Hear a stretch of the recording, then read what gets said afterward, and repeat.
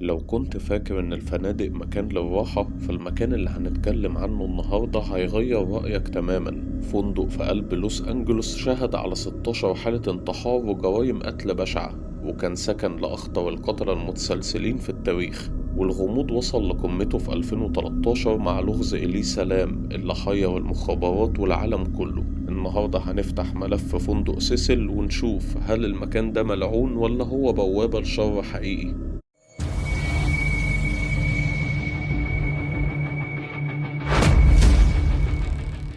في سنة 1924 كان العالم بيعيش حالة من البهجة، وفي الوقت ده قرر رجل أعمال إن هو يبني فندق يكون واجهة لطبقة الأغنياء والنجوم في لوس أنجلوس. فندق سيسل اتصرف عليه وقتها ملايين الدولارات، وخام مستورد وسريات كريستال وسلالم تليق بالملوك. لكن الحلم ده ما كملش 5 سنين، ومع الكساد الكبير في التلاتينات الفندق بدأ يفقد لمعانه، واللعنة بدأت تظهر بدري جدا. الناس فاكرة إن حوادث سيسل بدأت قريب، لكن الحقيقة إن هي بدأت من زمان جدا، من سنة 1931. ويعتبر أول حالة مسجلة كانت لشخص اسمه نورتون، راجل في الخمسينات من عمره، دخل الفندق باسم مستعار، وفي لحظة مجهولة السبب قرر إن هو ينهي حياته بتناول كبسولات سامة في الأوضة بتاعته. ودي بقى كانت طلقة البداية. بعدها بشهور وسنين قليلة بدأت حالات الانتحار تتكرر بشكل غريب ومرعب. يعني مثلا اللي يرمي نفسه من الشباك ويقع على رصيف الشارع، واللي ينهي حياته بطلقة رصاص جوه الأوضة بتاعته. حتى إن في حالات كمان صدفة مأساوية، زي شخص رمى نفسه من الدور التاسع ووقع فوق واحد ماشي في الشارع وموته بعض الاتنين. الفندق ده ما كانش بس منحوس من جوه، لا ده حظه السيء خلى المنطقة اللي حواليه تتحول لواحد من أخطر الأماكن في أمريكا، وهي منطقة سكيد رو. بعد الحرب العالمية التانية المنطقة بدأت تنهار اجتماعيا، وبدل ما كان الفندق بيستقبل رجال الأعمال والطبقة الراقية، بقى هو الملجأ الأخير للمشردين والخارجين عن القانون، والناس اللي بتهرب من ماضيها وعايزة تستخبى في أوضة رخيصة ب10 دولار بس في الليلة.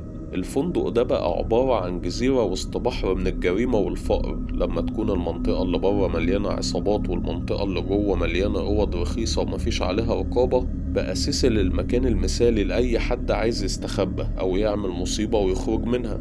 المكان ده بقى ليه سمعة إنك لو دخلت سيسل احتمال ما تخرجش، وده اللي خلى الفندق يتحول من فندق فخم جدا لبيت رعب حقيقي في قلب المدينة.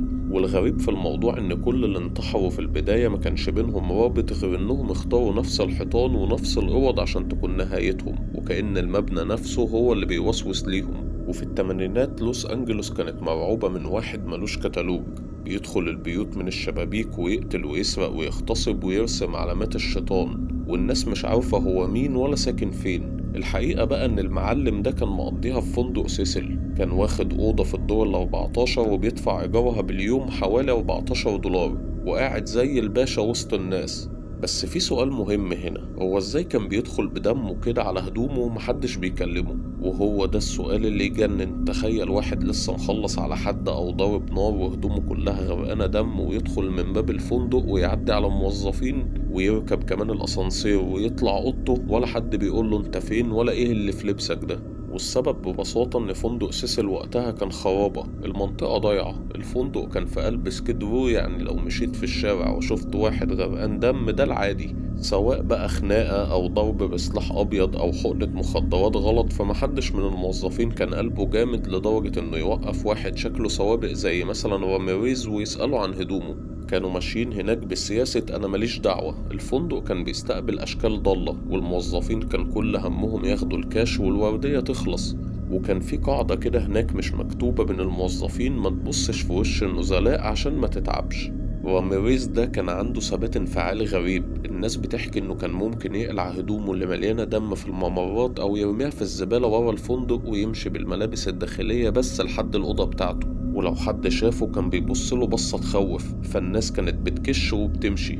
وجوه الأوضة بقى راميريز حولها لمكان شيطاني، كان بيقعد يسمع مزيكا عالية جدا ويرسم نجمة الشيطان على الحيطة. والغريب إن الفندق ده كان فيه طاقة بتخلي المجرمين يحسوا إن هم في بيتهم، لدرجة إن بعد راميريز ده بكام سنة جالهم سفاح تاني اسمه جاك وقعد فيه برضه وبدأ يقتل من هناك. وصلنا بقى لأكتر حكاية خلت اسم فندق سيسل يلف العالم كله في 2013. حكاية البنت الكندية إليسا لام، ودي مش مجرد قصة اختفاء، دي قصة تخليك تخاف تفتح الحنفية تغسل وشك حتى. إليسا دي كانت طالبة عندها 21 سنة، قررت تسافر لوس أنجلوس سياحة وسكنت في سيسل، وفجأة البنت اختفت لا حس ولا خبر، وأهلها بلغوا والشرطة قلبت الفندق حتة حتة بالكلاب البوليسية وموصلوش لأي حاجة. وقبل ما يلاقوا جثتها الشرطة نزلت فيديو من كاميرات الأسانسير عشان الناس تساعدهم، والفيديو ده هو اللي عمل هوس عالمي. وقتها إليسا دخلت الأسانسير وداست على كذا زرار، بس الأسانسير مش بيتحرك والباب مش بيقفل. بدأت إن هي تطلع راسها بره الأسانسير وتبص يمين وشمال كأن في حد بيطاردها، وبعدين استخبت في ركن الأسانسير وهي مرعوبة. وأغرب لقطة لما وقفت بره الأسانسير وبدأت تحرك إيديها بشكل غريب جدا كأنها بتكلم حد مش موجود، أو بتعمل حركات سحرية كده في الهواء. وأول ما إليسا مشيت واختفت من الكادر باب الأسانسير قفل لوحده وبدأ يشتغل عادي. وفي ناس فسرت الموضوع ده تفسير علمي وقالوا إن ده اضطراب ثنائي القطب ونوبة نفسية، وناس تانية قالت لأ، الحركات دي وراها حد كان واقف في الزاوية العامية للكاميرا. ولكن الرعب الحقيقي بدأ بعد 19 يوم من اختفائها. نزلاء الفندق بدأوا يشتكوا من حاجات صعبة جدا.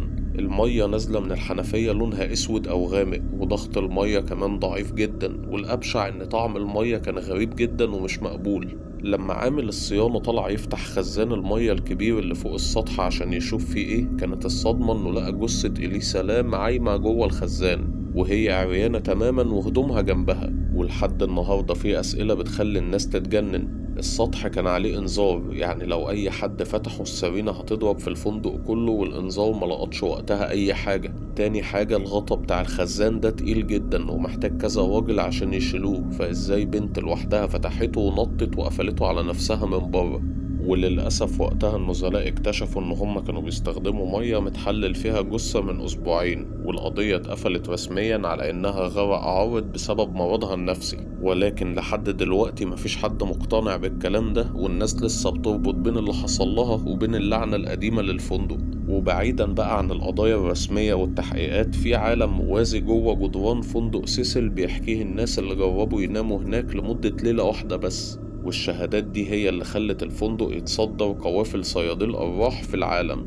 يعني مثلا أشهر حاجة بيحكيها النزلاء هي الخيال الأسود. في ناس كتير أقسموا إن وهم ماشيين في الممرات الطويلة والضيقة للفندق بيشوفوا خيال طويل لونه أسود قاتم بيتحرك بسرعة من قدامهم ويختفي جوه الحيطان أو ورا الأبواب المقفولة. والغريب إن النبض بتاع المكان ده بيخليك تحس دايما إن في عين مراقباك من ورا ظهرك، وأول ما تلف عشان تشوف مين ما تلاقيش حد، بس تلاقي الهوا فجأة بقى تلج. وتاني حاجة، في شهادة مرعبة لواحد من السياح كان ساكن في أوضة قريبة من الأوض اللي حصل فيها حوادث قديمة. بيقول إن هو دخل الفندق وهو حالته النفسية مية مية، لكن بمجرد ما قفل باب الأوضة عليه حس بتقل مش طبيعي على صدره، وبدأ إن هو يسمع أصوات عياط مكتوم جاي من الحمام، وأفكار سودة بدأت تهاجم دماغه من غير سبب، كأن المكان بيشده يروح ناحية الشباك. والإحساس ده اتكرر مع نزلاء كتير وصفوه بالضغط النفسي اللي يخنق، لدرجة إن في ناس كانت بتسيب شنطتها وتجري بره الفندق في نص الليل وتقول أنا مش هقعد هنا ثانية واحدة تانية. والناس اللي سكنت في الدور ال14 اللي هو دور ريتشارد راميريز بيحكوا عن صوت صرخات طالعة من أوض فاضية مفيهاش حد، وكمان في خبط عنيف على الأبواب بتاعتهم، ولما بيفتحوا مش بيلاقوا أي حد في الممر. أما بقى عند خزانات المية فوق، ففي ناس ادعت إنها بتسمع صوت خبط من جوه الخزانات الفاضية كأن في حد بيحاول يخرج، وطبعا ده بيحاولوا يربطوه بروح إليسا لام اللي كانت بتحاول تخرج. وفي سنة 2014 في واحد صور صورة من بره الفندق لخيال واقف على حافة الشباك في الدور الرابع، والخيال ده كان شكله زي شبح كده لونه أبيض وشفاف كأنه طاير في الهوا. الصورة دي قلبت الدنيا وقتها وأكدت للناس إن سيسل مش مجرد فندق، ده بوابة للأرواح اللي مش عارفة ترتاح. وفي نهاية الحكاية، سيسل دلوقتي إيه ظروفه؟ بعد كل الفضايح دي الفندق غير اسمه وبقى اسمه ستي اون مين عشان يهرب من السمعة السوداء، وبعدين اتقفل للتجديدات وحاليا اتحول لسكن اجتماعي ومدعوم. ولكن مهما غيروا في الدهانات أو الاسم هيفضل فندق سيسل هو ألعن مكان في أمريكا. أنا محمد وحكيت لكم الحكاية زي ما هي، ومستني أسمع رأيكم في التعليقات.